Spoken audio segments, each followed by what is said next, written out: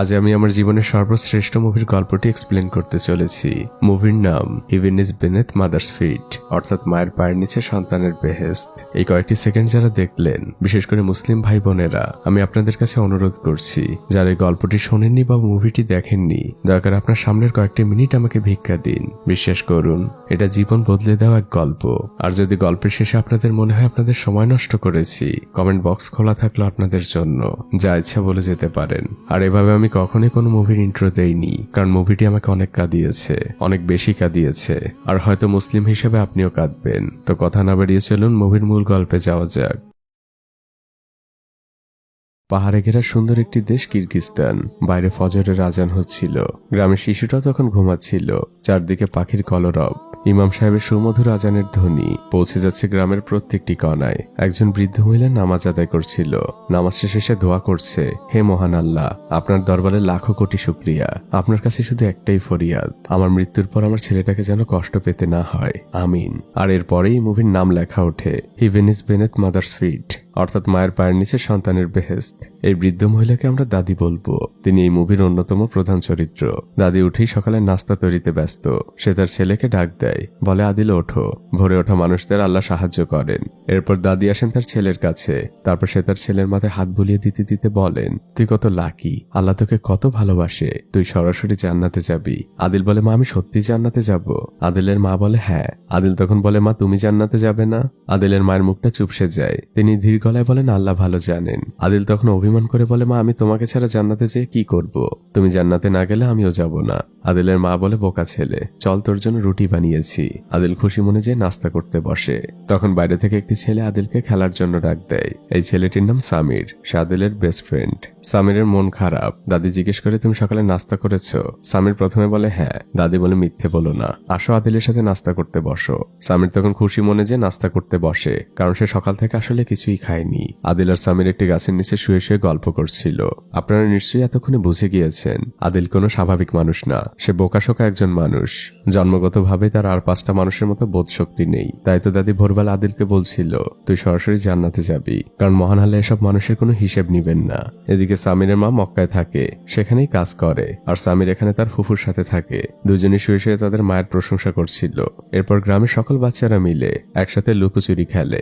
আদিল ওখানে সকল বাচ্চাদের থেকে অনেক বড়, কিন্তু অন্য সকল ছোট ছোট বাচ্চা আদিলকে সবসময় বকাঝকা করতে থাকে। কিন্তু আদিল সারাদিন এই বাচ্চাগুলোর সাথেই ঘুরে বেড়ায়। তারা একসাথে বাদাম খায়। এরপর পরন্ত বিকেলবেলা তারা ফুটবল খেলতে আসে। 2 ভাগে ভাগ করা হয়, শুধু বাকি থাকে আদিল। তাকে কোনো দলই নিতে রাজি না, কারণ সবাই জানে আদিল বোকা মানুষ, তাকে দলে নিয়ে কোনো লাভ নেই। তখন সামির এসে বলে, আদিলকে না নিলে সেও খেলবে না। তখন বাধ্য হয়ে একটি গ্রুপ আদিলকে নেয়। সে এখন গোলকিপার। ফুটবল খেলা শুরু হয়। আদিল গোলের সামনে দাঁড়িয়ে আছে। হঠাৎই সে একটি প্রজাপতি দেখতে পায়, আর সহজ সরল আদিল সেই প্রজাপতির পেছনেই ঘুরতে থাকে। এই সুযোগে গোল হয়ে যায়। তখন একটি ছেলে এসে আদিলকে অনেক বকাঝকা করতে থাকে। সে আদিলকে মারার জন্য শাসাতে থাকে। আদিল ভীত গলায় বলতে থাকে, মারামারি করা ঠিক না। তখন আদিলের সামনে এসে দাঁড়ায় সামির। তখন ওই ছেলেটি সামিরকে বলে, তুই আমার সাথে মারামারি করবি আদিলের জন্য? সামির বলে, দরকার হলে তাই করব। পাশ থেকে সবাই উৎসাহ দিতে থাকে। দুজনে মারামারির প্রস্তুতি নিতে থাকে। ঠিক তখনই গ্রামের মসজিদে মাগরিবের আজান দেয়। সামির আদিলকে বলে, আজান দিয়ে দিয়েছে, আমাদের এক্ষুনি নামাজে যেতে হবে। অন্য বাচ্চারা তখন পিছন থেকে বলছিল, তোরা ভয় পেয়ে চলে যাচ্ছিস। সামির তখন আদিলকে বুঝায়, আমি ভয় পাইনি, সবকিছুর আগে নামাজ। মসজিদে নামাজ শেষে সবাই হাত তুলে দোয়া করছে। সামিরও আল্লাহর কাছে বলে, আল্লাহ তুমি আমাকে আমার মায়ের কাছে নিয়ে যাও, আমি মক্কায় আমার মায়ের কাছে সব সময় থাকতে চাই। নামাজ শেষ হয়। ইমাম সাহেব সবার উদ্দেশ্যে বয়ান দিচ্ছিলেন। আল্লাহ প্রত্যেক সামর্থ্যবান মানুষের উপরে হজ ফরজ করেছেন। আমাদের প্রিয় নবী হযরত মুহাম্মদ সাল্লাল্লাহু আলাইহি সাল্লাম বলেছেন, যদি কেউ উত্তম নিয়তে হজ পালন করে, মহান আল্লাহ তাকে জান্নাত দান করবেন। ইমাম সাহেব সকলের উদ্দেশ্যে নবীজির বর্ণনা করা একটি ঘটনা বলতে থাকেন। একটি ছেলে তার মায়ের সন্তুষ্টি পাওয়ার জন্য ঘোড়ায় করে হজ পালন করতে রওনা হয়েছিল। তখন পায়ে হেঁটে যাওয়া লাগতো, কিন্তু পথের মধ্যেই তাদের ঘোড়াটা মারা যায়। তখন ছেলেটি তার মাকে পিঠে করে হজ পালন করিয়েছিল। আল্লাহ তাদের দুজনের জন্য জান্নাত কবুল করেছিলেন। আদিল পেছনে বসে এই ঘটনা শুনছিল। পরদিন সকালবেলা আদিল সামিরের বাসায় আসে। সামির তখন দোতলার উপরের একটি ঘরে বসে ড্রয়িং করছিল। সে আদিলকে ইশারায় চুপ থাকতে বলে। সামির আদিলকে তার করা ড্রয়িং দেখাচ্ছিল। এরই মধ্যে সামিরের ফুফু নিচে আসে। সে এসে সে সামিরকে অনেক বকাঝকা করতে থাকে আর তার মায়ের নামে অনেক বদনাম করতে থাকে। সে এক্ষুনি ছাগলগুলোকে দুধ খাওয়াতে বলে। সামির আদিলকে বলছিল, আমি আমার মাকে নিয়ে পায়ে হেঁটে হজ করতে যাব। আমরা যেদিকে নামাজ পড়ি এখান থেকে সরাসরি সেদিকে হাঁটা শুরু করব। তাহলে একসময় আমরা মক্কায় পৌঁছে যাব, কারণ মাকে নিয়ে পায়ে হেঁটে হজ করতে গেলে আমি আর মা দুজনেই জান্নাতে যাব। তখন আদিল সামিরকে বলে ওঠে, মাকে নিয়ে পায়ে হেঁটে হজ করতে গেলে মা জান্নাতে যাবে? সামির বলে, হ্যাঁ হুজুর তো তেমনই একটি গল্প বলল। আদিল সাথে সাথেই দৌড় দেয় আর সে মা বলে বলে চিৎকার করতে থাকে। গ্রামে একটি অনুষ্ঠান হচ্ছিল, আদিলের মা তখন সেখানে ছিল। আদিল সেই অনুষ্ঠানের মাঝে ঢুকে যায় আর চিৎকার করে বলতে থাকে, মা এক্ষুনি চলো। তার মা জিজ্ঞেস করে, কোথায় যাব বাবা? আদিল বলে, জান্নাতে। আদিলের কথা শুনে সবাই হেসে দেয়, শুধুমাত্র তার মা ছাড়া। মা আদিলকে বলেন, আমি আসছি। তারা দুজন হাঁটছিল, পাশ দিয়ে একজন মহিলা যাওয়ার সময় জিজ্ঞেস করে, তোমরা কোথায় যাচ্ছ? আদিল তাকে উত্তর দেয়, আমি মাকে নিয়ে জান্নাতে যাচ্ছি। সেই মহিলাও হাসতে হাসতে যায়। তখন আদিল তার মাকে প্রশ্ন করে, মা জান্নাত কি কোনো হাসির বিষয়? আদিলের মা বলে, না, আর জান্নাতে গেলে তোকে নিয়েও কেউ হাসবে না। এরপর থেকে আদিল প্রতি মুহূর্তে তার মাকে প্রশ্ন করছে, মা আমরা কখন রওনা দিব? সকাল, বিকেল, দুপুর, এমনকি রাত, সবসময় মায়ের কাছে আদিলের একটাই প্রশ্ন। মা বলেন, আজ তো অনেক রাত হয়ে গিয়েছে, কাল সকালে আমরা রওনা দিব। আদিল খুশি মনে ঘুমিয়ে পড়ে। পরদিন ফজরে আবারও আদিলের মা নামাজ পড়ছিল, কিন্তু নামাজ শেষে যখন সে উঠতে যায় তার কোমরটা হঠাৎ করেই ব্যথা করে ওঠে। প্রতিদিনের মতো সকালবেলা আজ আদিল নাস্তা করতে বসেছে। আদিল তার মাকে জিজ্ঞেস করে, আচ্ছা মা, আমার যখন 100 বছর বয়স হবে তখন তোমার বয়স কত হবে? মা মুচকে হাসি দেন আর বলেন, এখন একটু সামিরের সাথে খেলতে যা। আদিল দৌড়ে বাসা থেকে বের হয়। সে সামিরের বাসার দিকে যাচ্ছে, কিন্তু আমরা তখন দেখতে পাই সামিরের সকল মালামাল একটি গাড়িতে ওঠানো হচ্ছে। আদিল সামিরকে ডাক দেয়। সামির গাড়ি থেকে নেমে আদিলকে এসে জড়িয়ে ধরে আর বলে, আমার মা আমাকে মক্কায় নিয়ে যাচ্ছে। আদিল আর সামির দুজনের মনটাই হঠাৎ করেই খারাপ হয়ে যায়। সামির তখন আদিলের হাতে একটি সাদা কাগজ দেয় আর বলে, আমাকে এখন যেতে হবে। সামিরদের গাড়ি ছেড়ে দেয় আর সে চিৎকার করে বলে, আমি আমার মায়ের সাথে মক্কায় যাচ্ছি, তুইও তোর মাকে নিয়ে মক্কায় আয়, সেখানে আমাদের দেখা হবে। সামির চলে যায়। আদিল সে সাদা কাগজটা খোলে, সেখানে সামিরের রাখা একটি ছবি। সামিরের মাকে আর আদিলের মাকে পায়ে হেঁটে নিয়ে হজ করতে যাচ্ছে। আদিল এবার দৌড় দেয় বাসার দিকে আর মা বলে বলে চিৎকার করতে থাকে। এদিকে আদিলের মা তার বোনকে বলছে, আজ সকালে শরীরটা অনেক খারাপ হয়ে গিয়েছিল, আমি বুঝতে পারছি আমার হাতে আর খুব বেশি সময় নেই। আমি মারা যাবার পরে আমার ছেলেটাকে দেখে রাখিস। অনেক সহজ সরল, মনটা একদম পরিষ্কার। আজ সকালে তো আমাকে বলছে আমাকে নিয়ে পায়ে হেঁটে হজ করতে যাবে, তাতে নাকি আমাকে জান্নাতে নিয়ে যেতে পারবে। তখন সামিরার মায়ের বোন বলে, তুমি আমার থেকে অনেক বেশি দিন বাঁচবে, আমাকে দাফন করে তারপর তোমার মুক্তি। এর মধ্যে আদিল চলে আসে আর সে তার মাকে বলে, মা চলো রওনা দেই। আদিলের মা তখন অভিনয় করে বলে, আমার কাছে তো কোনো ব্যাগ নেই, ব্যাগ ছাড়া কিভাবে যাব? আদিলের খালার কাছেও জিজ্ঞেস করে, সে অভিনয় করে বলে, আমার কাছেও তো কোনো ব্যাগ নেই। আদিল বলতে থাকে ব্যাগ। সে সাথে সাথে দৌড় দেয় আর স্টোর রুম থেকে একটি বস্তা খুঁজে নিয়ে আসে আর বলে, মা এবার চলো, ব্যাগ ম্যানেজ হয়ে গিয়েছে। তখন আদিলের মা বলে, বাবা আমার পাটা অনেক ফোলা, এখন তো হাঁটতে পারবো না, পা ফোলাটা একটু কমুক তারপর যাব। আদিল তখন আবারও চিন্তা করতে থাকে। সে দৌড়ে চলে যায় প্রতিবেশীর বাড়িতে। সেখানে যে সে একটি ঠেলাগাড়ি নিতে থাকে। এটা ছিল সেই ছেলেটির বাড়ি যে সবসময় আদিলকে বকাঝকা করে। সে বলতে থাকে, আদিল তুই আমাদের ঠেলাগাড়িতে হাত দিবি না, তোকে আমি মেরে ফেলবো। আদিলের এদিকে কোনো খেয়াল নেই। তখন এই ছেলেটির মা বের হয়ে তার ছেলেকে বকাঝকা করতে থাকে। তোকে কতদিন বলেছি আদিলকে কিচ্ছু বলবি না, ও তো ঠেলাগাড়িটি নিয়ে যাচ্ছে, নষ্ট তো আর করছে না, ও আবার দিয়ে যাবে। আদিল ঠেলাগাড়ি নিয়ে চলে যায়। এবার আদিলের মায়ের মাথায় হাত। সে বলে, বাবা সবই তো ম্যানেজ হলো, কিন্তু হজে যেতে হলে আমাদের অনেক টাকার প্রয়োজন, কমপক্ষে 2 লাখ টাকা, কারণ পথে আমাদের অনেক খরচ রয়েছে। আদিল এবারও চিন্তায় পড়ে যায়। সহজ সরল ছেলেটি আবারও দৌড়াতে থাকে। সে তার চাচার কাছে এসেছে আর বলে, চাচা আমাদের ভেড়ার বাচ্চাটা তো তোমার কাছে, সেটা আমাকে একটু দাও। চাচা বলেন, ঠিক আছে। তিনি যে বড় একটি ভেড়া আদিলের হাতে দেয়। আদিল সেটি নিয়ে হাঁটতে থাকে। তখন আদিলের চাচি বলে, ওদের তো অনেক ছোট একটি ভেড়ার বাচ্চা ছিল আর সেটাও মারা গিয়েছে অনেক আগে। আদিলের চাচা বলে, ওর মনটা আমি ভাঙতে পারবো না, তাই ওকে বড় একটি ভেড়াই দিয়ে দিলাম। এটা স্থানীয় বাজার, এখানে সবাই তাদের পণ্য বিক্রি করতে আসে। আদিল তার ভেড়াটা নিয়ে চিৎকার করে ডাকছে, আমার ভেড়ার মূল্য 2 লাখ টাকা। আশপাশে থাকা সবাই হাসাহাসি করছে, কারণ একটা সামান্য ভেড়ার মূল্য 2 লাখ টাকা। সবাই ফোনে ভিডিও করছে আর তাকে টিটকেরি করছে। কেউ বলছে আমার ঘোড়ার সাথে বদল করবে, কেউ বলে 1,80,000 দেই। আদিল বলে, না, আমার ভেড়ার মূল্য 2 লাখ টাকা। দূর থেকে একটি লোক এই বিষয়টি খেয়াল করছে। অন্য একটি ছেলে মোবাইলে ভিডিও করতে করতে বলে, তাহলে 2,50,000 টাকা দেই, তোমার ভেড়াটা আমাকে দাও। আদিল বলে, না, আমার ভেড়া ভেড়ার মূল্য 2 লাখ টাকা, আমি 2 লাখ টাকাই বিক্রি করব। লোকটির কাছে বিষয়টা অদ্ভুত লাগে। সে আদিলের কাছে আসে আর জিজ্ঞেস করে, তুমি এই ভেড়াটি কেন 2 লাখ টাকায় বিক্রি করতে চাও? আদিল বলে, আমি আমার মাকে নিয়ে জান্নাতে যাব, মক্কায় যাব, সেখানে যেতে আমার 2 লাখ টাকার প্রয়োজন। তখন আশপাশে থাকা সবার মুখটা চুপসে যায়। লোকটি তার গাড়িতে করে আদিলকে নিয়ে তার বাসায় আসে। আদিলের মাকে সে সালাম দেয়। আদিলের মায়ের সামনে 2 লাখ টাকা রাখা। আদিলের মা লোকটিকে বলছে, দেখো বাবা, মক্কায় যাবার আমার অনেক শখ, অনেক বছর আগে চেষ্টাও করেছিলাম। আদিলের বয়স তখন 11, কিন্তু হঠাৎই আদিল অসুস্থ হয়ে পড়ে, আমার আর মক্কায় যাওয়া হয়নি। শোনো বাবা, তোমাকে অনেক ধন্যবাদ, কিন্তু আমি তোমার টাকাগুলো নিতে পারবো না। তখন লোকটি বলে, আমার মায়েরও খুব ইচ্ছে ছিল হজ করার, তখন আমি অনেক ছোট, আমাদের টাকা ছিল না, এমনকি ঠিকভাবে ঘরে চুলোও জ্বলতো না।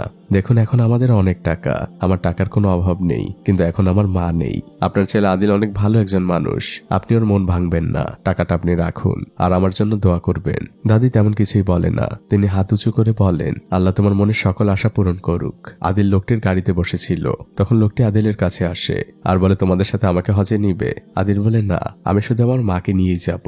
আদিল গাড়ি থেকে নেমে যায়। আদিল দৌড়ে এসে তার মাকে বলে, মা এখন চলো আমরা রওনা দেই। আদিলের মা এবার আদিলকে বোঝায়, দেখো বাবা, মক্কা অনেক দূর, তুমি যে পায়ে হেঁটে বাজারে যাও তার থেকে হাজার হাজার গুণ বেশি দূরে অবস্থিত, পায়ে হেঁটে যাওয়া সম্ভব না, বরং এই টাকাগুলো আমরা কোনো গরিব দুঃখীকে দিয়ে দিব, তাদের অনেক উপকারে আসবে।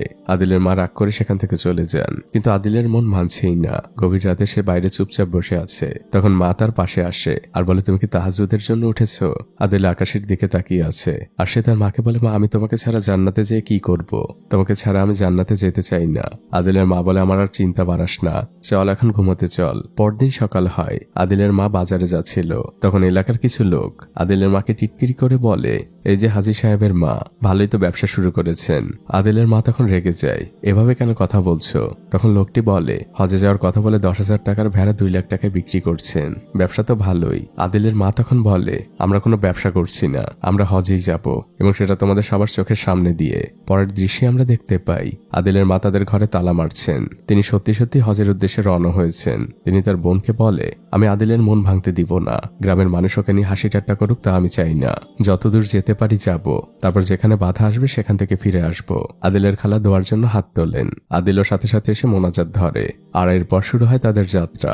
গ্রামের লোকরা এখনো বিশ্বাস করতে পারছে না এই দুজন মানুষ পায়ে হেঁটে হজে যাচ্ছে।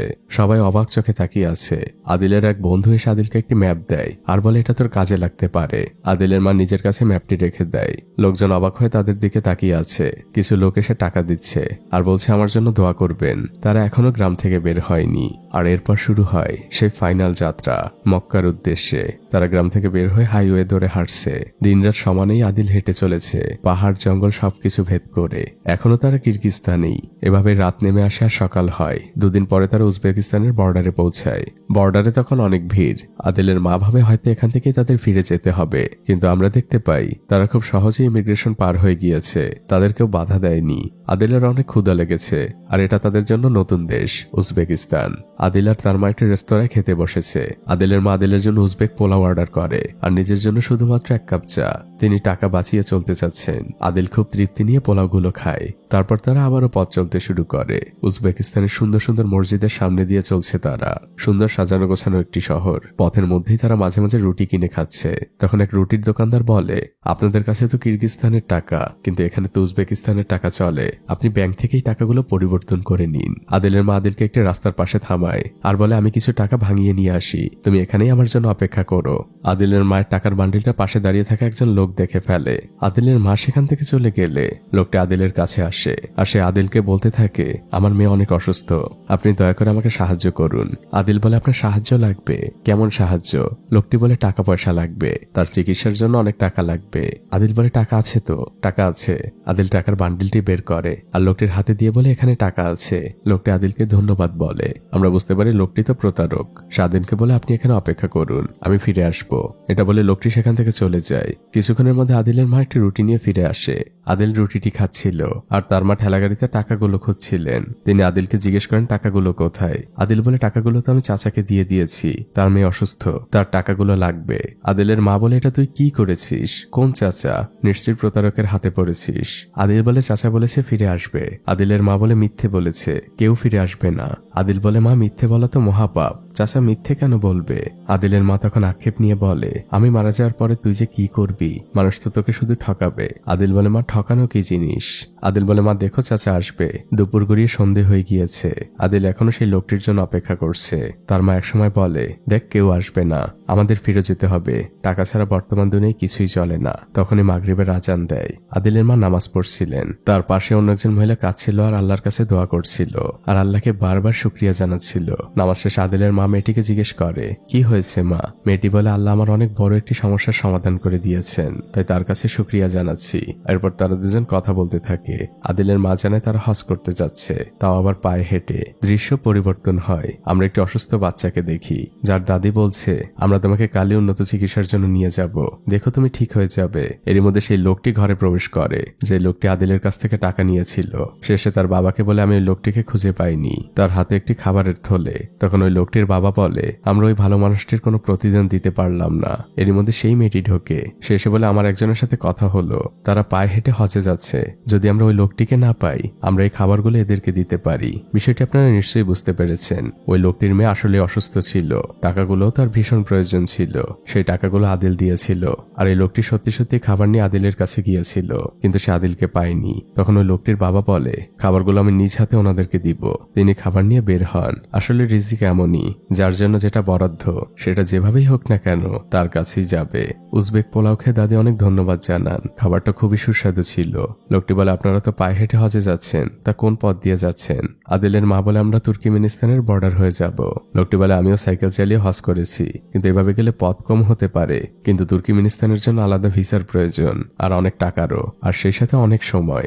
আপনারা এক কাজ করুন, আপনারা কাস্পিয়ান সাগর পাড়ি দিন ফেরিতে করে, তারপর তুর্কি হয়ে সিরিয়ায় পৌঁছাবেন। পথ একটু বেশি হলেও এভাবেই আপনারা যেতে পারবেন। তখন আদিলের মা হতাশ হয়ে বলে, কতদূর যেতে পারবো জানি না, এমনি আমরা আমাদের টাকাগুলো হারিয়ে ফেলেছি, হয়তো ফিরে যেতে হবে। তখন লোকটি বলে, দেখুন যদি আপনার মধ্যে কনফিউশন থাকে, যদি আল্লাহর উপর কম ভরসা থাকে, তাহলে ফিরে যান। আর যদি মনে করেন আল্লাহ রাস্তায় পা বাড়িয়েছি, আপনার ইচ্ছাশক্তি যদি দৃঢ় হয়, তাহলে দেখবেন প্রতিটা পদক্ষেপে আল্লাহ আপনাকে সাহায্য করবে। আপনি ভোরবেলা ফজরের নামাজ পড়ে আল্লাহর নাম নিয়ে বেরিয়ে পড়ুন।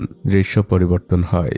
আদিলের মা প্রতিজ্ঞা করেছে, সে যেভাবেই হোক না কেন হজে যাবেই। ফজরের নামাজ শেষে সে দুহাত তুলে আল্লাহর দরবারে দোয়া করছে, হে মহান রব, আপনি আমার পথের সকল বাধাকে সহজ করে দিন, আমাকে প্রতি মুহূর্তে সাহায্য করুন। দোয়া শেষে তিনি আদিলকে ডেকে ওঠান আর বলেন, চল। আদিল বলে, মা কোথায় যাব?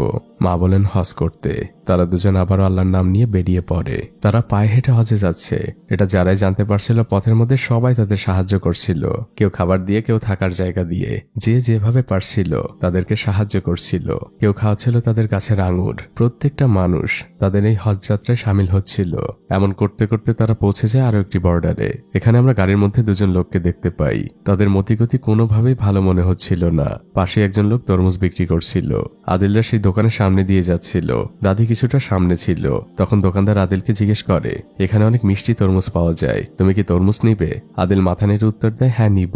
লোকটি তখন বড় একটি তরমুজ আদিলের ঠেলা গাড়িতে উঠিয়ে দেয়। তখন আদিল সেখান থেকে চলে যেতে চায়। লোকটি আদিলকে ধমক দিয়ে বলে, শুধু তরমুজ নিয়ে গেলে হবে, টাকা দিবে না? আদিল বলে, আমার কাছে তো টাকা নেই। লোকটি তখন তার সময় নষ্ট করার জন্য আদিলকে অনেক বকাঝকা করতে থাকে। আদিলের মা এসে তখন লোকটিকে সরি বলে। এরপর তারা দুজন বর্ডারের দিকে আগাচ্ছিল।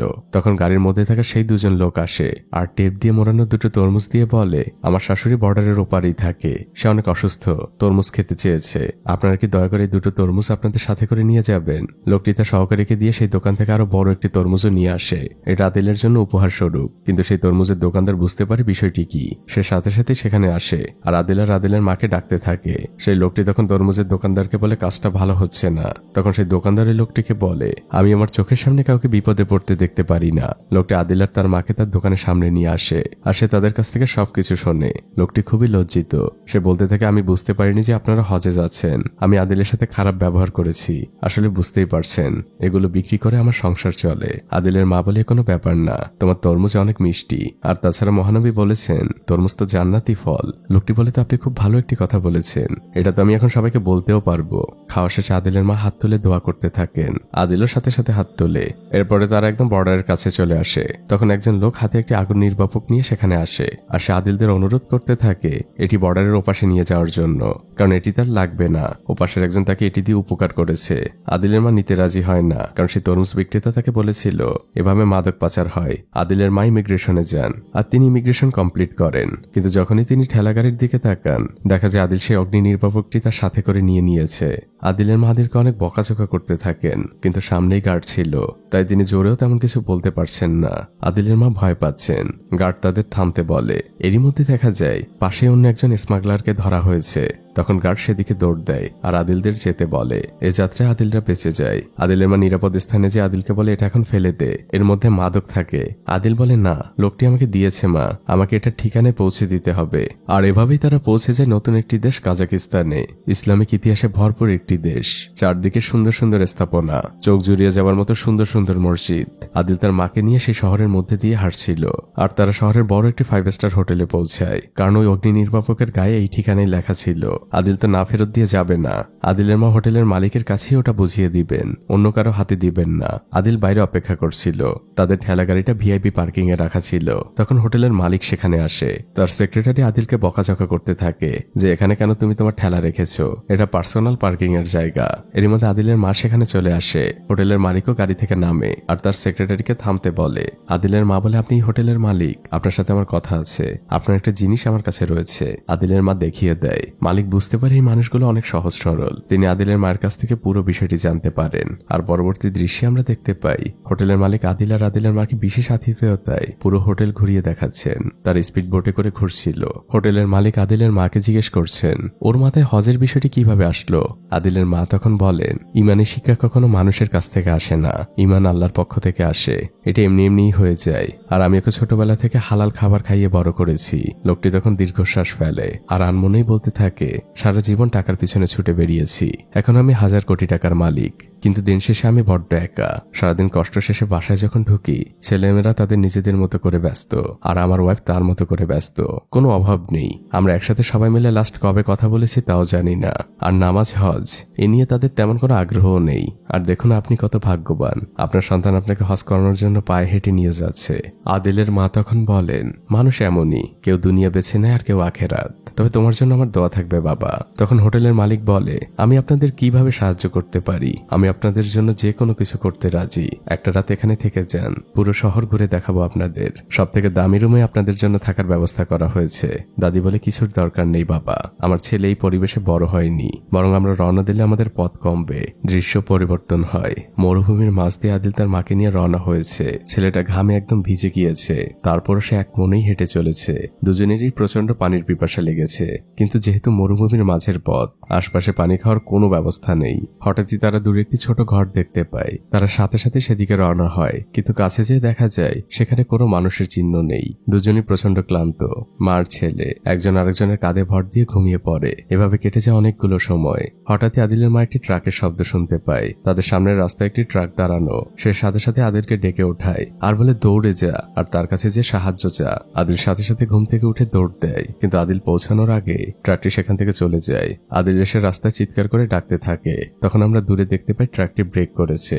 দৃশ্য পরিবর্তন হয়। সেই ট্রাক ড্রাইভার আদিল আর তার মাকে পানি খাওয়াচ্ছে আর তাদের কাছ থেকে সবকিছু শোনে। তখন ট্রাক ড্রাইভার বলে আমি আপনাদের পৌঁছে দিচ্ছি বর্ডারে। আদিল বলে না, সামির বলেছে আমাকে হেঁটে যেতে হবে। ড্রাইভার বলে তুমি কি পাগল? আদিলের মা থামিয়ে দেয়, বলে আমার ছেলেটা এমনই, ও পায়ে হেঁটেই যাবে, আপনাকে অনেক ধন্যবাদ। তখন ট্রাক ড্রাইভার বলে একটু অপেক্ষা করুন। সে আরো কিছু খাবার আর অনেকটুকু পানি নিয়ে আসে আর সেগুলো আদিলদের দেয়। আদিল আর তার মা শুক্রিয়া জানায়। ট্রাকটি চলে যায় আর সেই ট্রাক ড্রাইভার সামনে থাকা সকল ট্রাককে ওয়্যারলেসে জানিয়ে দেয় এমন দুজন মার ছেলে যারা পায়ে হেঁটে হজে যাচ্ছে তাদের সবাই সাহায্য করবে। আদিল আর তার মায়ের অবস্থানও জানিয়ে দেয়। আর পথের মধ্যে এক একজন তাদের এক একভাবে সাহায্য করছিল। এভাবে দিন গড়িয়ে সন্ধে হয়ে যায়। একজন ট্রাক ড্রাইভার প্রায় আদিলদের সাথে অ্যাক্সিডেন্ট হতেই যাচ্ছিল।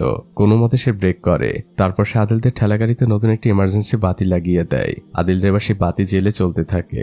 এভাবে মধ্যরাত হয়ে যায়। মরুভূমির পাশেরই একটি জায়গায় মার ছেলে ঘুমিয়ে পড়েছে, কিন্তু রাতের বেলা সেখানে নেকড়ে আসে। আদিলের মা অনেক ভয় পেয়ে যান। তিনি আদিলকে ঘুম থেকে ওঠান। অন্যদিকে আমরা আরেকটি ট্রাক ড্রাইভারকে দেখতে পাই। সে ঘুমে ঝিমাচ্ছিল, কিন্তু হঠাৎই মরুভূমির মাঝে সে একটি ইমার্জেন্সি লাইট দেখে। সে তার গাড়ি থামায় আর তার দেখা দেখে আরো দুটি ট্রাক। তারা ওই ঠেলাগাড়ির চারপাশে খুঁজছে কিন্তু কাউকেই দেখতে পাচ্ছে না, শুধুমাত্র একটু পড়ে থাকা জুতো দেখতে পায়। আর এরা সবাই আদিল আর তার মায়ের কথা জানে যে তারা পায়ে হেঁটে হজ করতে যাচ্ছে। তারা চারপাশে খুঁজতে থাকে, তাদের নিজেদের কাছেও ভয় লাগছিল।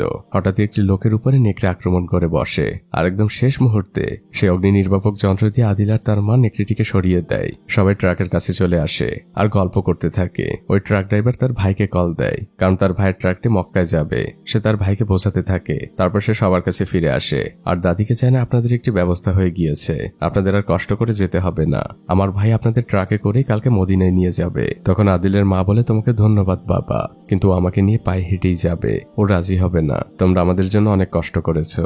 আদিল তখন তার মায়ের ঠেলা গাড়িটি ওঠায় আর আবার সে হাঁটতে শুরু করে। আর আমরা তখন দেখতে পাই সেই ট্রাক ড্রাইভার আদিলদের একদম পিছু পিছু যাচ্ছে, তাদের আলো জেলে পথ দেখাচ্ছে। আর সে তার কোম্পানিতেও ফোন করে জানায় তার পৌঁছাতে একদিন বেশি লেট হবে। সে আর কোনো রিপ্লাই শোনে না, সে তার ওয়াকি টকিটি বন্ধ করে রেখে দেয়। এভাবে পুরো রাত আদিলদের পেছনে পেছনেই সে ট্রাক চালাচ্ছিল। এভাবে ভোর হয়ে যায়। তখন কাস্পিয়ান সাগরে থাকা ফেরি থেকে কল আসে, সেখানে ট্রাক ড্রাইভার আগেই ফোন করে রেখেছিল। সেখান থেকে জানানো হয় সর্বশেষ ফেরি ছাড়তে আর মাত্র 30 মিনিট বাকি, এর মধ্যেই পৌঁছতে হবে। ট্রাক ড্রাইভার তখন গাড়ি থামিয়ে নিচে নামে আর আদিলের মাকে বলে, আমাদের হাতে মাত্র 30 মিনিট সময় আছে, কিন্তু এই সময়ের মধ্যে আমাদের এখনো প্রায় 6 কিলোমিটার যেতে হবে, এই পথটুকু অন্তত ট্রাকে চলুন। আদিলের মা বলেও রাজি হবে না। তখন ড্রাইভার কিছু না ভেবেই ওই ঠেলা গাড়িটি ধাক্কা দিতে থাকে। তারা সবাই মিলে ফেরি ধরার জন্য দৌড়াচ্ছে। একসময় তারা পোর্টে পৌঁছে যায়। তখন রাত নেমে এসেছে। ড্রাইভার আদিলের মাকে জিজ্ঞেস করে, একটি জিনিস বুঝলাম না, ট্রাকে মদিনায় যাওয়া যাবে না, কিন্তু জাহাজে ওঠা যাবে। আদিলের মা বলে, চুপ করো, আদিল শুনতে পারলে আবার নতুন করে ঝামেলা পাকাবে। একজন লোক আগে থেকে অপেক্ষা করছিল। তিনি আদিলের মাকে বলেন সবকিছু দ্রুত করতে হবে। আদিলরা একটি জাহাজে উঠেছে। সেই লোকটি আদিলদের একটি রুম দেখিয়ে দেয় আর আদিলের মাকে বুঝিয়ে বলে, আপনারা এক মুহূর্তের জন্যই রুম থেকে বের হবেন না, আমাদের ক্যাপ্টেন খুব খারাপ মানুষ, তিনি জানতে পারলে অনেক ঝামেলা হবে, একদম চুপচাপ এই রুমের মধ্যে বসে থাকবেন। আদিলের মা বলে, ঠিক আছে। দৃশ্য পরিবর্তন হয়। আদিলের মা নামাজ পড়ছিল। তখন দরজায় কেউ কড়া নাড়ে। আদিল দরজা খুলতে যায়, কিন্তু তখনই তার মা দোয়া করতে শুরু করে। আর দোয়া শেষে সে আদিলকে বলে, বাবা দরজা খোলা যাবে না, তোমার আঙ্কেল আমাদের নিষেধ করেছে। আদিল বলে, মা আমি সমুদ্র দেখিনি, আমি সমুদ্র দেখতে চাই। আদিলের মা বলেন, পরে দেখো। এটা বলে তিনি ঘুমিয়ে যান। আর যখন তার ঘুম ভাঙে সে আশপাশে আদিলকে দেখতে পায় না। এদিকে আমরা দেখতে পাই আদিল সে ক্যাপ্টেনের সাথেই দাঁড়িয়ে আছে। ক্যাপ্টেন অনেক ড্রিঙ্কস করেছে, তাই সে মাতাল। সে আদিলের সাথে অনেক গল্প করছে। এরই মধ্যে আদিলের মা পেছন থেকে সে ফিস ফিস করে ডাকতে থাকে, আদিল এদিকে আয়। সে ক্যাপ্টেন জানতে পারলে আমাদের কপালে দুর্ভোগ আছে। ক্যাপ্টেন তখন আদিলের মাকে ডাক দেয় আর আদিলকে বলে, এই হচ্ছে তোমার মা, আপনারা প্লিজ এখানে থাকুন। আদিলের মা বলে, না এখানে থাকা যাবে না, এই জাহাজের ক্যাপ্টেন খুব খারাপ মানুষ, তিনি জানতে পারলে অনেক বকাঝকা করবেন। এর মধ্যে সেই লোকটি চলে আসে আর সে ক্যাপ্টেনকে শান্ত করার চেষ্টা করে। আদিলের মা বলে, আমরা এখান থেকে যাই, ক্যাপ্টেন তো অনেক খারাপ মানুষ, তিনি দেখলে বাবা তোমার ঝামেলা হবে। তখন লোকটি বলে, ইনি হচ্ছেন ক্যাপ্টেন, আর আপনারা এখানে দাঁড়িয়ে থাকুন, কোনো প্রবলেম হবে না। লোকটি ক্যাপ্টেনকে নিয়ে যায়। আর পরের দৃশ্যে দেখা যায় সে আদিল আর তার মাকে অনেক খাবার দিয়েছে, এগুলো ক্যাপ্টেনই পাঠিয়েছে। আদিলের মা বলেন, উনি তো এখন নেশাগ্রস্ত, সকালে আমাদের দেখলে তো অনেক বকাঝকা করবেন। তখন লোকটি বলে, ক্যাপ্টেন অনেক রাগী মানুষ, কিন্তু মনের দিক থেকে অনেক ভালো, ওনার কাল সকালে কিছুই মনে থাকবে না। এভাবে ভোর হয়ে যায়। জাহাজ প্রায় তুর্কির কাছাকাছি পৌঁছে গিয়েছে। ক্যাপ্টেন জাহাজ ফেরানোর জন্য প্রস্তুতি নিচ্ছেন। আদিলের মা আদিলকে ঘুম থেকে ওঠায় আর বলে, বাবা আমরা পৌঁছে গিয়েছি, আমাদের এখনই নামতে হবে। সেই লোকটি আদিলদের গোপনে জাহাজ থেকে নামায়। ক্যাপ্টেনের কিছুই মনে নেই। আর এভাবে আদিলরা পৌঁছে যায় নতুন এক দেশ তুর্কিতে। চারদিকে উঁচু উঁচু দালানে ঘেরা একটি দেশ। আদিল তার মাকে নিয়ে একটি পার্কের মধ্যে দিয়ে হাঁটছিল। তার পাশ থেকে একটি বাচ্চা দৌড়াচ্ছিল। আদিলও তাকে অনুসরণ করছিল। পথের মধ্যে আদিলের মা আদিলকে থামতে বলে যে আমার শরীরটা ভালো লাগছে না, আমি একটু হাত মুখটা ধুয়ে নেই। এদিকে আদিল তখন দূর আকাশে একটি ফায়ার বেলুন দেখতে পায়। সে তার পেছনেই ছুটতে থাকে। এদিকে আদিলের মা তখন বলে, বাবা আমার হাতটা একটু ধর। ততক্ষণে আদিল চলে গিয়েছে অনেক দূরে। আদিলের মা পানিতে পড়ে যান। আশপাশের মানুষ তাকে ধরে নিয়ে হসপিটালে চলে যায়। এদিকে আদিল পথ হারিয়ে ফেলেছে। সে শহরের এদিকে ওদিকে ঘুরতে থাকে, কিন্তু সে সেই পার্কটি খুঁজে পাচ্ছে না। কিন্তু অনেকটা খোঁজাখুঁজির পর সে সেই পার্কে পৌঁছায়। আর পৌঁছানোর মাত্রই সে চিনতে পারে পার্কটি। সে সাথে সাথে দৌড়ে চলে যায় তার ঠেলাগাড়ির কাছে, যেখানে সর্বশেষ তার মাকে দেখেছিল। কিন্তু আশপাশে কোথাও তার মা নেই। আদিল তখন পানির মধ্যে তার মায়ের হাতের আংটিটি দেখতে পায়। সে সাথে সাথে নেমে পানি থেকে আংটিটি ওঠায়। আদিলের দিকে আশপাশে সবাই তাকিয়েছিল। পরের দৃশ্যেই দেখা যায় একজন পুলিশ সদস্য আদিলের মায়ের খবর নিচ্ছে। তখন ওপাশ থেকে জানানো হয় তাকে সরকারি হসপিটালের মর্গে রাখা হয়েছে। পুলিশ অফিসারের মুখটা চুপসে যায়। তিনি এই কথা কিভাবে আদিলকে বলবেন যে তার মা মারা গিয়েছে। পুলিশ অফিসার তার গাড়িতে করে আদিলকে নিয়ে সে হসপিটালের সামনে আসে। আর সে সেই মর্গের দরজা দিয়ে টোকা দিতে থাকে। একজন ডক্টর তখন বের হয়। তিনি তার সহকারীকে ডাক দেন। তখন সে ভদ্রমহিলা এসে জানায় ওনার মা তো মারা যায়নি, উনি স্ট্রোক করেছিলেন, উপরে কেবিনে ভর্তি আছে, মারা গিয়েছে অন্য একজন মহিলা। পুলিশ অফিসারের সাথে সাথে আমিও স্বস্তির নিঃশ্বাস ফেলি। আদিলের মায়ের জ্ঞান ফিরে এসেছে। আদিল তার রুমে ঢোকে। মা তখন আদিলকে বলে, তুই কোথায় গিয়েছিলি? তোকে না কতবার বলেছি অচেনা শহরে আমাকে ছেড়ে কোথাও যাবি না। আদিল লজ্জা পাচ্ছে। আদিলের মা তখন আদিলকে পাশে বসতে বলে আর বলে, বাবা আমার তোকে কিছু কথা বলার আছে, আমি অনেক বড় একটি পাপ করেছি। আদিল তখন বলে, মা পাপ করা তো খুব খারাপ কাজ, আল্লাহ তো পাপ করতে নিষেধ করেছে। আদিলের মার কথা আগান না। তিনি বলেন, বাবা ঠেলা গাড়ি থেকে আমার গরম কাপড়গুলো নিয়ে আয়। আদিল সেদিকেই যায়। পরের দৃশ্যে দেখা যায় আদিলের মা রেডি হচ্ছেন। তখন ডক্টর সেখানে আসে আর বলে, আপনি এটা কি করছেন? আপনি এখনই যেতে পারবেন না। তখন আদিলের মা ডক্টরকে বলে, দেখুন আমি বুঝতে পারছি, আপনিও জানেন আমিও জানি আমার হাতের সময় খুবই কম রয়েছে, আপনি আমাকে প্লিজ বাধা দিবেন না। আমার ছেলের জন্য হলেও আমাকে চেষ্টা করতে হবে। তারা আবারও রওনা হয়ে যায়। বড় রাস্তা ধরে তারা এগোচ্ছে। জঙ্গল পাহাড় অনেক পথ পাড়ি দিচ্ছে। দিন গড়িয়ে রাত, আবার রাত শেষে দিন হয়, কিন্তু আদিলের চলা এক মুহূর্তের জন্য থেমে থাকে না। এদিকে আমরা একটি শুটিং ইউনিটকে দেখতে পাই। তুর্কির একটি সিনেমার শুটিং হচ্ছিল, কিন্তু সেখানে নতুন ইন্টার্ন করতে আসা অ্যাসিস্ট্যান্ট খুবই উদ্বিগ্ন, কারণ এই মুভির নায়ক এখনো আসেনি। সে তার উপরের কর্মকর্তাকে জানায়। সে ইন্টার্নকে অনেক বকাঝকা করতে থাকে। তারপর সে তার উপরের কর্মকর্তাকে জানায়। এভাবে একজন থেকে আরেকজন। সবারই শেষমেশ একটি কথা, 1 ঘন্টার মধ্যে একজন অভিনেতাকে খুঁজে বের করতেই হবে, নাহলে সকলের চাকরি শেষ। সবাই চিন্তায় পড়ে যায়। মুভির অন্যান্য দৃশ্যে শুটিং চলছিল। হঠাৎই তার মাঝে ঢুকে যায় আদিল আর তার মা। শুটিং এর লোকজন তাদের সরিয়ে দেয়। আর পরবর্তী দৃশ্যে আমরা দেখতে পাই সেই ইন্টার্ন আর তার বস, তারা দুজন মিলে আদিল আর তার মায়ের সাথে কথা বলছে। তারা তাদের খাবারও খেতে দিয়েছে। আর পাশে বসে থাকা একজন ট্রান্সলেটরের মাধ্যমে তারা জেনে নিয়েছে সবকিছু। তখন শুটিং এর লোক আদিলের মাকে রিকোয়েস্ট করতে থাকে আদিল যেন তাদের এই মুভিতে একটু অভিনয় করে দেয়, এটা তাদের জন্য অনেক উপকার হবে। কিন্তু আদিল রাজি হয় না। তখন ট্রান্সলেটর আদিলের মাকে বুঝিয়ে বলে। আদিলের মা বলে, আমি আমার ছেলেকে বোঝাচ্ছি। আদিলের মা তার ছেলেকে বোঝায় মানুষ সাহায্য চাইলে তাকে সাহায্য করতে হয়। শুরু হয় মূল মুভির সেই শুটিং। আদিল সেই মুভিতে অভিনয় করছে। আর তার চরিত্রটাও ছিল এমন, অন্য একটি রাজ্যের রাজা যে কিনা বোমার আঘাতে মানসিক স্মৃতি হারিয়ে ফেলেছে। আর আদিল তো ন্যাচারালি এমন। তার অভিনয় দেখে পরিচালকও কেঁদে দেয়। কিন্তু পরিচালক এখনো জানে না যে আদিল আসলে এমনই। সে সবার অনেক প্রশংসা করতে থাকে যে এমন অভিনেতা সে লাইফে কখনো দেখেনি। শুটিং শেষে আবারও আদিলদের খেতে দেওয়া হয়। সেই অ্যাসিস্ট্যান্ট আদিলের মাকে রিকোয়েস্ট করছে, আপনারা এখানে থেকে যান, ভালো ভালো অভিনয়ের ব্যবস্থা করে দিব, অনেক টাকাও পাবেন আপনারা, আর ভালো ভালো থাকার জায়গাও পাবেন। আদিলের মা বলে, বাবা আমরা হজের জন্য বেরিয়েছি, আর ওটাই আমাদের শেষ গন্তব্য। তখন সেই অ্যাসিস্ট্যান্ট বলে, আমার ভাই ইস্তাম্বুলের একজন ইমাম, আমি তাকে ফোন করে বলে দিব আপনারা যাওয়ার পথে সে আপনাদের অবশ্যই সাহায্য করবে। আদিলের মা শুকরিয়া জানায় আর ছেলেটির জন্য দোয়া করে। আর আদিল তো সবসময় কেউ দোয়া করলে সাথে সাথেই হাত তোলে। দৃশ্য পরিবর্তন হয়। আদিলরা রওনা হয়ে গিয়েছে ইস্তাম্বুলের উদ্দেশ্যে। তারা পৌঁছে যায় মসজিদের শহর ইস্তাম্বুলে, যেখানে হায়া সোফিয়া অবস্থিত। সমুদ্রের পাশে বসে আছে মা আর ছেলে। আল্লাহর অপরূপ এই সৌন্দর্যে তাদের চোখ যেন জুড়িয়ে যাচ্ছে। রাতের বেলা তারা সেই ইমামের সাথে দেখা করে। তিনি হাতে আরবিতে একটি চিঠি লিখে দেন আর আদিলের মায়ের হাতে দিয়ে বলে, সিরিয়ায় এখন যুদ্ধ চলছে, সেখানে খুবই বিপজ্জনক। ওরা আমার কিংবা আপনার ভাষা বোঝে না। ওদেরকে এই চিঠিটি দেখাবেন, হয়তো আপনাদের উপকারে আসলেও আসতে পারে। আদিলের মা ধন্যবাদ দেয়। আর এরপর তারা বেরিয়ে পড়ে সিরিয়ার বর্ডারের উদ্দেশ্যে। সিরিয়া থেকে বেশিরভাগ মানুষই তুর্কিতে ঢুকছিল। শুধুমাত্র আদিল আর তার মা সেদিকে যাচ্ছে। একজন গার্ড তাদেরকে চেকপোস্টে থামায়। সে তাদের পাসপোর্ট চেক করছে। তারপর সে তার ভাষায় আদিলের মাকে বলছে, আপনাদের তো ভিসা নেই আর ট্রানজিট পাসও নেই। আদিলের মা তো বুঝতে পারে না। সে মাথা নেড়ে বলে, ধন্যবাদ। আদিল ভেতরে ঢোকার জন্য হাঁটা দেয়। তখন গার্ড তাকে চিৎকার করে থামতে বলে। সে বন্দুক তাক করে আছে। আদিলের মা তখন সেই চিঠিটি খুঁজছিল। গার্ড উদ্বিগ্ন হয়ে পড়ে। সে বলে, হাত উঁচু করুন, না হলে এক্ষুনি গুলি করে দিব। আদিলের মা তখন হাত উঁচু করে। তার হাতে কোরআন শরীফ আর সেই চিঠিটি। পরের দৃশ্যে দেখা যায় আদিলদের সিরিয়া ঢোকার অনুমতি দেওয়া হচ্ছে। সেই গার্ড সবকিছু জানার পরে খুব নমনীয়ভাবে আদিলের মাকে বলছে, আমার ব্যবহারের জন্য আমাকে ক্ষমা করবেন। আপনাদেরকে এই পথ দিয়ে না গেলে হয় না, আমরা না হয় আপনাদের যেতে দিলাম, কিন্তু বিদ্রোহীরা দিবে না, ওরা আপনাদের মেরে ফেলবে। আদিলের মা বলে, দেখো বাবা, তুমি আমাদের আটকিও না, আমরা শুধু মক্কায় যেতে চাই।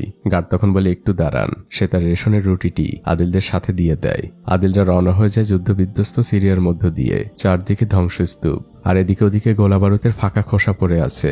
মানুষের সেখানে কোনো চিহ্ন নেই। তারা কয়েকটি সিরিয়ার গ্রামের মধ্যে দিয়েও যায়। সেখানের স্থানীয় মানুষরাও তাদের সাহায্য করে, রাতের বেলা থাকার জায়গা দেয়। পথের মধ্যে অনেক চেকপোস্ট পার হয় তারা।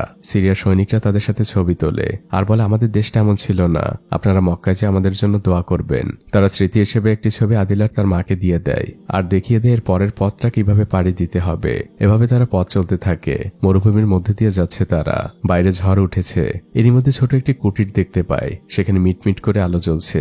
সামনে বসে থাকা লোকটি তাদের দেখে চিৎকার করে, বলে এখানে কেন এসেছেন? এখানে কিচ্ছু নেই, এখানে কেউ নেই। আদিলের মা তখন তার হাতের চিঠিটি উঁচু করে ধরে আর লোকটিকে সালাম দেয়। তারপর দৃশ্য চলে আসে সেই লোকটির ঘরের ভেতরে। লোকটি আদিল আর তার মায়ের জন্য চা বানিয়েছে। আদিলের মায়ের কাছে চিনি ছিল। লোকটি সেগুলোকে একদম হীরার মতো করে স্পর্শ করে আর বলতে থাকে, লাস্ট কবে চিনি দিয়ে চা খেয়েছে আমার মনে নেই। লোকটি আদিলদের সকল কথা শুনছিল। ঠিক তখনই আমরা দেখতে পাই দেয়ালের ওপাশ থেকে কেউ এদিকে লক্ষ্য রাখছে। আমরা একটি চোখ দেখতে পাই, যে চোখটি শুধুমাত্র ওখানে বসে থাকা লোকটি দেখে। লোকটি ইশারায় আদিলদের ঘুমিয়ে পড়তে বলে। ঠিক ভোরবেলায় লোকটি তাড়াহুড়া করে আদিলদের ঘুম থেকে ওঠায় আর বলে, আপনারা আমার সাথে আসুন। আদিলদের নিয়ে সে একটি গোপন কক্ষে যায় আর বলে, এখানে আমার ছেলে লুকিয়ে আছে, আপনারা একদমই শব্দ করবেন না। গতকাল যে চোখটি দেখছিলেন সেটি ছিল এই লোকেরই ছেলের। বিদ্রোহীরা তার ছেলেকে যুদ্ধে নিতে চায়। বাইরে বিদ্রোহীদের সাথে লোকটির বাকবিতণ্ডা চলছিল, কিন্তু এক পর্যায়ে গুলির শব্দ শোনা যায়। সেই লোকটিকে মেরে ফেলেছে। তখন তার ছেলে সেখান থেকে বের হয়। সে তার বাবার মৃতদেহের কাছে গেলে তাকেও মেরে ফেলা হয়। আর তারপর দেখা যায় তার আদিল আর তার মাকে বন্দি করে সেখান থেকে নিয়ে যাচ্ছে। বিদ্রোহীরা বুন উল্লাস করছে। তাদের গাড়িগুলো আস্তানায় ফিরে আসে।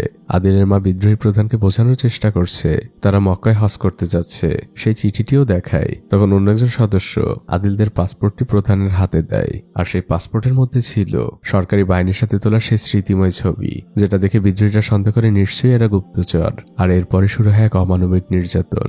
সহজ সরল মানুষ আদিল, সে তো কিছুই জানে না, কিন্তু তাকে একের পর এক জেরা করা হচ্ছিল। একজন মহিলা তাদের পাশে ট্রান্সলেট করে দিচ্ছিল, কিন্তু আদিল তো কিছুই বলতে পারছে না। সে শুধু বলে, আমি আমার মার কাছে যাব। আমার মা কোথায়? আদিলকে অনেক মারা হচ্ছিল। আদিল বারবারই বলছিল, চাচা আমি কি করেছি? আমাকে কেন মারছেন? আদিল পানি খেতে চায়, কিন্তু তার সামনে পানি নিয়ে আসা হয় ঠিকই, কিন্তু পানি আর খেতে দেওয়া হয় না। রক্তাক্ত করে ফেলা হয় আদিলকে। সেই দৃশ্য দেখার মতো না। আদিল আর তার মাকে পাশাপাশি একটি জেলে বন্দি রাখা হয়েছে। মা আদিলের হাতটা শক্ত করে চেপে ধরেছেন। তিনি বারবারই পড়ছেন, লা ইলাহা ইল্লাল্লাহু মুহাম্মাদুর রাসূলুল্লাহ সাল্লাল্লাহু আলাইহি ওয়াসাল্লাম। আদিল তার মাকে জিজ্ঞেস করছে, মা চাচারা আমাকে কেন মারছে? আমি কি করেছি? এরই মধ্যে সেই ট্রান্সলেটর মেয়েটি আসে। সে এসে আদিলের মাকে বলে, আমি কিছু খাবার নিয়ে এসেছি। আদিলের মা বলে, আমাকে দেওয়ার দরকার নেই, তুমি শুধু আমার ছেলেটাকে একটু খেতে দাও, ওকে ওরা অনেক মেরেছে। সেই মেয়েটি আদিলের মাকে বলে, আমি শুনেছি ওরা আপনাদের ছেড়ে দিবে, আপনারা কালিমুক্ত হয়ে যাচ্ছেন। এই চিঠিটা আপনার কাছে রাখুন, আমার পরিবারের কাছে পৌঁছে দিবেন আর তাদের বলবেন আমি ভালো আছি আর যত তাড়াতাড়ি সম্ভব আমি এখান থেকে পালাবো, আমাকে নিয়ে চিন্তা না করতে। মেয়েটি সেখান থেকে চলে যায়। আদিলের মা শুধু জিজ্ঞেস করে, তোমার নাম কি? মেয়েটি নাম বলার আগেই সেখানে গার্ড চলে আসে। পরের দৃশ্যেই দেখা যায় সেই বিদ্রোহীরা আদিলের জন্য অনেক ভালো ভালো খাবারের আয়োজন করেছে, কিন্তু আদিলের মা খুবই রেগে আছেন। তিনি ওখানের কোনো খাবার স্পর্শ করেন না। বিদ্রোহী ট্রান্সলেটরের মাধ্যমে ক্ষমা চায় আর আদিলের মায়ের উদ্দেশ্যে বলে, আমরা আদিলকে নতুন পোশাক পরিয়ে এখান থেকে মুক্ত করব। পরের দৃশ্যে তাই দেখা যায়। আদিলকে একটি কালো চাদরে মোড়ানো হয়েছে আর ওই ট্রান্সলেটরের মাধ্যমে সে বলে, আমি আপনাদের কাছে ক্ষমা চাচ্ছি। কিন্তু আদিলের মা এখনো রেগে আছেন, কারণ তার সন্তানের শরীরে এখনো কত শত আঘাতের চিহ্ন। এরপরেই তারা তাদের ঠেলাগাড়ি নিয়ে রওনা হয়ে যায় বর্ডারের দিকে। মরুভূমির পথ দিয়ে তারা চেকপোস্টের দিকে আগাচ্ছিল, কিন্তু সেই বিদ্রোহী প্রধান দূরবীন দিয়ে তাদের উপরে লক্ষ্য রাখছিল। আর আমরা বুঝতে পারি এখানে অনেক বড় একটি ঝামেলা হয়েছে। আদিলের পুরো শরীরে আসলে বোম জড়ানো ছিল, তাকে কোনো নর্মাল কাপড় পরানো হয়নি। বিদ্রোহী প্রধান শুধু অপেক্ষা করছে কখন সরকারি সৈনিকরা আদিলের কাছে আসবে আর সে ফোনের বাটনটা টিপে দিবে। সৈনিকরা আদিলের কাছে আসে আর ঠিক তখনই সেই মেয়েটি বিদ্রোহী প্রধানের হাত থেকে ফোন নিয়ে সেখান থেকে দৌড় দেয়। মেয়েটি পালানোর চেষ্টা করে, কিন্তু তাকে পেছন থেকে গুলি করা হয় আর শেষ মুহূর্তে সে ফোনটিকে কুয়োর মধ্যে ফেলে দেয়। এদিকে সৈনিকরা আদিলের চাদর উঁচু করতে বলে। দাদি তো কোরআন শরীফ আর সেই চিঠিটি হাতে উঁচু করেই আছেন, কিন্তু তিনি এখনো জানেন না তার ছেলের শরীরে আসলে কি বাধা রয়েছে। তিনি নিজেই আদিলের চাদর উঁচু করতে যান আর ঠিক তখনই বুঝে যান অনেক বড় বিপদ অপেক্ষা করছে তাদের জন্য। আদিলের শরীরে বোম দেখে সৈনিকরা পিছে চলে যায়। কেউ কেউ বলতে থাকে গুলি করে দেই, একজন নিষেধ করে। তারা ওয়াকিটকিতে কমান্ডারের সাথে যোগাযোগ করে। কমান্ডার জানে নিরাপদ দূরত্বে থাকো আর তাদেরকে ওখানেই বসে থাকতে বলো। আমাদের ইউনিটের বোম স্কোয়াডকে খবর দাও। কিন্তু সেই বোম বিশেষজ্ঞ এখন বাইরে রয়েছে, সবাই তার ফিরে আসার জন্য অপেক্ষা করছে। এদিকে আদিল তার মাকে বারবারই বলছে, মা আমি একটু পানি খাবো, আমার অনেক পিপাসা পেয়েছে। কিন্তু মার ছেলের সেখান থেকে নড়ার একটুও সুযোগ নেই। সৈনিকরাও মার ছেলের কথা শুনছিল। একজন বলে ওদের একটু পানি দেই, কিন্তু তারা ভয়ও পাচ্ছে। তারা কমান্ডারের কাছ থেকে পারমিশন নেয়। কমান্ডার বলে দূর থেকে তাদের পানি দাও। তখন একজন সৈনিক একটি পানির বোতল ছুঁড়ে মারে। এভাবেই অপেক্ষা চলতে থাকে। কিছুক্ষণ পরে সেই বোম বিশেষজ্ঞ ইউনিটে ফিরে আসে। সে এসে প্রস্তুতি নিচ্ছে। সর্বপ্রথমে সে নামাজ পড়ে নেয়, কারণ সেভাবে এটাই হয়তো তার জীবনের শেষ নামাজ।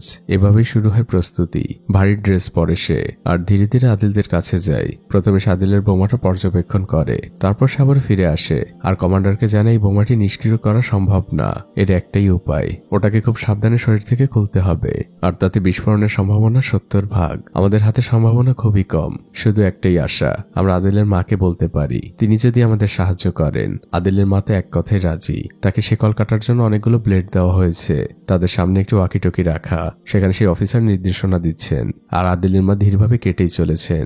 বিকেল গড়িয়ে সন্ধ্যা, সন্ধ্যা গড়িয়ে রাত, আদিলের মা এখনো কেটে চলেছেন। ইউনিটের সবাই ওয়াকিটকিতে তাদের উৎসাহ যোগাচ্ছে। আদিলের মা এক মনে কাজ করেই চলেছেন। একসময় তিনি শিকলটি কেটে ফেলেন আর এক স্বস্তি ভরা কণ্ঠে জানান, আমি শিকলটি কেটে ফেলেছি। এবার সেই বোম বিশেষজ্ঞ নির্দেশনা দিতে থাকে, আপনি খুব ধীরে ধীরে ওটাকে খুলুন, একদমই তাড়াহুড়া করবেন না, খুব সাবধানে। আদিলের মা তাই করছিল। খুব সাবধানে তিনি ওই ড্রেসটি খোলেন আর পাশেই রেখে দেন। এবার বিশেষজ্ঞ নির্দেশ দেয়, আপনারা দৌড়ে এখন এখানে আসুন। আদিলের মা আর আদিল দৌড় দেয়, কিন্তু পরক্ষণেই আদিল ফিরে আসে। সে তার সেই ঠেলাগাড়িটি নিতে ভুলে গিয়েছিল। ইউনিটে থাকা প্রত্যেকটি সদস্য উল্লাস করছে, তারা যেন এক যুদ্ধে বিজয়ী হয়েছে। কমান্ডার আদিলদের অনেক আতিথেয়তা করছেন। তিনি তো আদিলদের ভাষা বোঝেন না, তাই তিনি ফোনে তার এক বন্ধুর সাহায্য নিয়েছেন।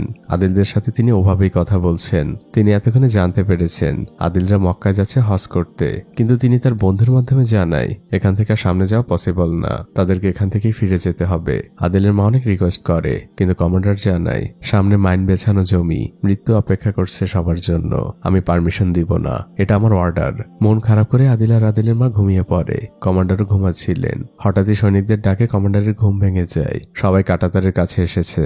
কমান্ডার দ্রুত একটি দূরবীন নেয় আর আমরা সেই দূরবীনের মধ্যে দিয়ে দেখতে পাই মাইন বেছানো মাঠের মধ্যে দিয়ে মার ছেলে ছুটে চলেছে। কমান্ডারের হাত কাঁপছে, সে বারবারই পড়ছে লা ইলাহা ইল্লাল্লাহু মুহাম্মাদুর রাসূলুল্লাহ। এক মনেই সে পড়ে যাচ্ছে। আর অন্যদিকে আমরা দেখতে পাই চাকায় বেঁধে বেঁধে একের পর এক মাইন বিস্ফোরণ হচ্ছে। কোনোভাবে তারা কাটিয়ে যাচ্ছে। আদিলের মা মাথা নিচু করে আছেন। আদিল সামনের দিকে ছুটে চলেছে। ওখানে দাঁড়িয়ে থাকা প্রত্যেকটি সৈনিক দোয়া করছে, কিন্তু একসময় সবকিছু নিস্তব্ধ হয়ে যায়। কমান্ডারের চোখ পানিতে ছলছল করছিল, তার হাতগুলো শীতল হয়ে গিয়েছে। তিনি মন খারাপ করে সেখান থেকে চলেই যাচ্ছিলেন। তখন একজন সৈনিক বলে, স্যার ওইদিকে দেখুন। তিনি আবারও দূরবীনে চোখ রাখেন। মার ছেলে দুজনে হাত নেড়ে বিদায় জানাচ্ছে আর কৃতজ্ঞতা জানাচ্ছে। তারা বর্ডার পার হয়ে গিয়েছে। সবাই এক স্বস্তির নিঃশ্বাস ফেলে আর আল্লাহু আকবার বলে চিৎকার করে ওঠে। এরপর শুরু হয় মার ছেলের আবারও ছুটে চলা। তারা মরুভূমির মধ্য দিয়ে মক্কার দিকে আগাচ্ছে। অনেক পথ পাড়ি দেয় তারা। আর ফাইনালি সেই স্বপ্নের শহর, সেই পবিত্র শহর যার জন্য এত কষ্ট, তারা মক্কায় পৌঁছে যায়। দাদি মিটিমিটি করে তার চোখ দুটো খোলেন। এজন্য চোখের জন্য এক অন্যরকম শান্তি। নিজের চোখেই যেন তিনি বিশ্বাস করছেন না। তারা পৌঁছে গিয়েছে কাবা ঘরের একদম কাছাকাছি। আর একটি গলির মধ্যে হঠাৎই আদিল বলে ওঠে, দেখো মা, ওই যে চাচা। আর আমরা তখন দেখতে পাই সেই লোকটিও হজ করতে এসেছে, যে তাদের 2 লাখ টাকা দিয়ে সাহায্য করেছিল। তিনি আদিলদের বলেন, আমি তো আমার চোখকে বিশ্বাসই করতে পারছি না। আপনারা পায়ে হেঁটে পৌঁছে গিয়েছেন মক্কায়, এজন্য এক স্বপ্ন। এখন থেকে আপনাদের আর কোনো চিন্তা নেই। আল্লাহর রহমতে এখন আমি আপনাদের সকল খেয়াল রাখবো। আপনারা আমার সাথেই থাকবেন। আর পরবর্তী দৃশ্যে আমরা দেখতে পাই হজের কার্যক্রম শুরু হয়ে গিয়েছে। লক্ষ লক্ষ হাজির সাথে আদিল আর তার মাও এহরামের কাপড় জড়িয়ে হেঁটে চলেছেন কাবার দিকে। চারদিকে মহান আল্লাহর গুণগান। শুরু হয় আদিল আর তার মায়ের হজ পালনের শুরু। কিন্তু হঠাৎই আদিলের মা অসুস্থ হয়ে পড়েন। তাকে হসপিটালে নেওয়া হয়। বিশেষ কেয়ার নেওয়া হচ্ছে তার। সেই লোকটি তখন আদিলের মায়ের কাছে আসে। আদিলের মা তখন ধীর গলায় জিজ্ঞেস করেন, আরাফার ময়দানে না গেলে তো আমার হজ কবুল হবে না। লোকটি মাথা নেড়ে উত্তর দেয়, হ্যাঁ। আদিলের মা বলে, আমাকে আরাফার ময়দানে যেতেই হবে। লোকটি বলে, আমি ব্যবস্থা করছি। 2 জন নার্স আপনার সাথে দেওয়া হবে। আর পরবর্তী দৃশ্যে আসে চোখের এক অন্যরকম শান্তি। 2 জন নার্স সহ আদিল আর তার মা পৌঁছে গিয়েছে আরাফার পাহাড়ের উপরে। দাদির সাথে সাথেই বসে পড়েন আর আকাশের দিকে 2 হাত উঁচু করে ধরেন। শুরু হয় তার দোয়া। তার গ্রামের একটি লোকও বাদ যায় না। সামির থেকে শুরু করে গ্রামের প্রত্যেকটি লোকের জন্য তিনি দোয়া করেন। পথে আসতে যারা যারা তাদের সাহায্য করেছে, দাদি একজনকেও ভুলে যান না। প্রত্যেকের জন্য আল্লাহর দরবারে দোয়া করেন তিনি। দিন গড়িয়ে বিকেল হয়ে গিয়েছে।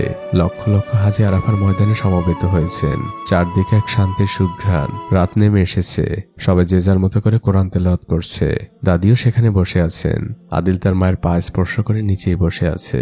আদিলের মা আদিলকে বলে, তোকে আমার এখন কিছু কথা বলতেই হবে, এখনই সময়, এরপরে সময় পাবো কিনা জানি না। আদিল বলে, কি কথা মা? তখন সেই নার্স দুজন আসেন আর আরবিক ভাষায় বলেন, এখন আপনাকে যেতে হবে। তখন সেই লোকটি এসে দাদিকে বোঝায়, আপনাকে ফজর পর্যন্ত আরাফার ময়দানে থাকতে হবে না, আপনি এখন যেতে পারেন। দাদি মাথার ইশারায় সম্মতি জানান। আর পরবর্তী দৃশ্যে দেখা যায় সেই হৃদয় ছোঁয়া মুহূর্ত, কোটি মুসলমানের স্বপ্ন, আমার স্বপ্ন। হজের মূল কার্যক্রম শুরু হয়ে গিয়েছে। হাজিরা তাওয়াফ করছে। সেই লাখ লাখ মানুষের মধ্যে রয়েছে আদিল আর তার মা। মাকে আদিল পিঠে নিয়েছে আর পিঠে নিয়েই তাওয়াফ করছে। এই দৃশ্যটি কখনো ভোলার না। হজ শেষ হয়, দাদি আর আদিল পাশেই বসে আছেন। দীর্ঘক্ষণ তারা দুজন কাবা ঘরের দিকে তাকিয়ে আছে। দৃশ্য পরিবর্তন হয়। আমরা আদিলের মায়ের মুখে অক্সিজেন মাস্ক দেখতে পাই। আদিল তার মায়ের পাশেই বসে আছে। সে তার মাকে বলছে, মা এখন তো আমরা দুজন একসাথে জান্নাতে যেতে পারবো। আদিলের মা কাঁপা কাঁপা হাতে তার মুখের মাস্কটি খোলেন আর আদিলকে বলেন, সোনা মানিক আমার, আজকে তোকে এত বছরের জমানো সেই কথাটি বলি, আমি আসলে তোর আসল মা না। আদিল বলে, মা আসল মা কি? তখন আদিলের মা বলতে শুরু করে, সালটা ছিল 1989। তারও 20 বছর আগে আমার বিয়ে হয়েছিল, কিন্তু আমার কোনো সন্তান হয়নি। তাই 20 বছর পরে আমার স্বামী আমাকে ছেড়ে দেয়। আমি গ্রামে ফিরছিলাম, স্টেশনে ট্রেনের অপেক্ষায়। তখন পিছন থেকে একজন ফর্সা মহিলা আসলো আর সে তার কোলের বাচ্চাটিকে আমার হাতে দিয়ে বলে, আপনি প্লিজ ওকে একটু ধরুন, আমি এক্ষুনি আসছি। তারপর সে চলে গিয়েছিল। আর কথা উল্টে আমি যখন তোকে প্রথম দেখেছিলাম, আমার মনটা একদম ওলটপালট হয়ে গিয়েছিল। আমি তোকে নিয়ে স্টেশনে হাঁটতে শুরু করলাম। অনেক কাঁদছিলি তুই, কোনোভাবেই থামানো যাচ্ছিল না। তোর তখন তোর আসল মায়ের প্রয়োজন ছিল, কিন্তু এভাবে সময় কাটতে থাকে, তোর মায়ের কোনো খোঁজ নেই। আমি তোকে মিথ্যে দুধ খাওয়ানোর অভিনয় করলাম যাতে তোর কান্নাটা থামে, কিন্তু এভাবে 3 দিন অপেক্ষা করেছিলাম আমি স্টেশনে, কিন্তু তোর মা ফিরে আসেনি। তাই ভাবলাম হয়তো আল্লাহ তোকে আমার জন্য পাঠিয়েছে। কোনো কিছু না ভেবে তোকে নিয়ে উঠে গেলাম গ্রামে ফেরার ট্রেনে। ঠিক তখনই জানালার বাইরে দেখি তোর মা অপেক্ষা করছে, তোকে চারদিকে খুঁজছে। প্রচন্ড হিংসে হলো আমার। এই 3 দিনে তোকে বড্ড বেশি ভালোবেসে ফেলেছিলাম। আমি চাইনি তোকে ফেরত দিতে, তাই লুকিয়ে রেখেছিলাম তোকে। চলে এসেছিলাম এই গ্রামে। আমি অনেক বড় একটি পাপ করেছিলাম, জানি না আল্লাহ আমাকে ক্ষমা করবে কিনা, কিন্তু আজ তোকে জানিয়ে গেলাম আমি তোর আসল মা না, তোর আসল মা অন্য কেউ। আদিল বলে, আমার অন্য কোনো মায়ের দরকার নেই, তুমি আমার মা, আমি তোমাকে ভালোবাসি। আদিলের মা বলে, আমিও তোকে অনেক ভালোবাসি রে। আদিলের মা মুস্কি হাসি দেন আর বলেন, বাবা আমি এখন একটু বিশ্রাম নেই। আদিল বলে, ঠিক আছে মা। সে তার মায়ের কম্বলটি টেনে দেয় আর বাইরে বসে অপেক্ষা করতে থাকে। আর পরবর্তী দৃশ্যে আমরা দেখতে পাই আদিলের মায়ের মুখের উপরে কাফনের কাপড়টা টেনে দেওয়া হচ্ছে। তিনি এই দুনিয়ার মায়া ত্যাগ করে চলে গিয়েছেন। আদিল এখনো জানে না মৃত্যু মানে কি। সে এখনো তার মায়ের সাথেই আছে। তার মাকে যেদিকে নিয়ে যাওয়া হচ্ছিল, আদিলও তার সাথে সাথে যাচ্ছিল। আদিলের মাকে মক্কায় দাফন করা হয়। সেই লোকটি আর আদিল বসে দোয়া করছিল। দোয়া শেষে আদিল জিজ্ঞেস করে, চাচা এখন কি মা জান্নাতে যাবে? লোকটি বলে, ইনশাল্লাহ। আদিল বলে, মা আমাকে সবসময় বলতো আমিও জান্নাতে যাব। লোকটি বলে, হ্যাঁ, তোমার উপর আল্লাহর বিশেষ এক রহমত রয়েছে, তোমার হিসেব অনেক সহজ। আদিলের চোখ বেয়ে পানি পড়ছে। সে বলে, চাচা আমাকে কত অপেক্ষা করতে হবে জান্নাতে যে মাকে দেখার জন্য? সহজ সরল এই মানুষের কথায় চোখের পানি আটকে রাখা বড্ড কঠিন। আদিল চোখের পানি মুছতে মুছতে বলে, আমি কালী গ্রামে চলে যাব। দৃশ্য পরিবর্তন হয়। আদিল তার ঠেলাগাড়িতে অনেকগুলো জমজম কূপের পানি নিচ্ছে। সেই লোকটি এসে জিজ্ঞেস করে, এত পানি দিয়ে কি করবে? আদিল বলে, আমার গ্রামের মানুষদের জন্য। লোকটি আদিলের হাতে বিমানের টিকিট দেয় আর বলে, তোমাকে এখন আর কষ্ট করে ফিরতে হবে না, তুমি আরামেই ফিরতে পারবে, আর খুব কম সময় লাগবে। আদিল বলে, না, আমি পায়ে হেঁটে এসেছি, পায়ে হেঁটেই ফিরে যাব। লোকটি আদিলকে অনেক বোঝায়, কিন্তু আদিল তার ঠেলাগাড়িটি নিয়েই হাঁটতে শুরু করে। লোকটি এক দীর্ঘশ্বাস ফেলে আর তার ব্যাগটি সঙ্গীদের হাতে বুঝিয়ে দিয়ে বলে, এগুলো নিয়ে তোমরা চলে যেও, আমি ওর সাথেই ফিরবো। লোকটিও আদিলের সাথে হাঁটা শুরু করে আর আদিলকে জিজ্ঞেস করে, তুমি পায়ে হেঁটে কেন ফিরবে? আদিল তখন বলে, কারণ আমাকে ওয়াদা রক্ষা করতে হবে, এই ঠেলাগাড়িটি ফেরত দিতে হবে। লোকটি শুধু ব্যাকগ্রাউন্ড থেকে উচ্চারণ করে, আল্লাহু আকবার। তিনি আল্লাহর কাছে সাহায্য চান আর পায়ে হেঁটেই ফিরতে শুরু করেন। আর এই ফিরে চলার দৃশ্যের মধ্যে দিয়েই এই মুভিটি এখানেই শেষ হয়ে যায়। মুভিটি যখন দেখেছিলাম অনেক কেঁদেছি। পৃথিবীর এই মোহর জন্য অনেক পিছিয়ে আছি আমরা। আদিলদের মতো বিনে হিসেবের মানুষগুলো আসলেই ভাগ্যবান। হয়তো তারা আমাদের মতো করে দুনিয়াটা পায় না, কিন্তু তারা যেটা পায় সেটাই দুনিয়ার থেকে অনেক বেশি মূল্যবান। আমি জানি না এই মুভিটি আপনার জীবনে কোনো প্রভাব ফেলবে কিনা, তবে আমার জীবনে ফেলেছে। লেগেছে মনে থাকবে সারা জীবন। আপনার মতামত আমাকে জানাবেন। আর একটি কথা, মুভিটি যদি সত্যি আপনার কাছে ভালো লেগে থাকে তাহলে অবশ্যই লাইক দিবেন। এই ভিডিওতে যদি আগামী এক সপ্তাহে 5000 লাইক পূর্ণ হয় এমন আরেকটি গল্প নিয়ে আপনাদের সামনে হাজির হব। তো ভালো থাকবেন আপনারা, দোয়া করবেন আমার জন্য যেন কখনো সত্যিকারের হজ পালন করতে পারি। আজকের মতো বিদায়।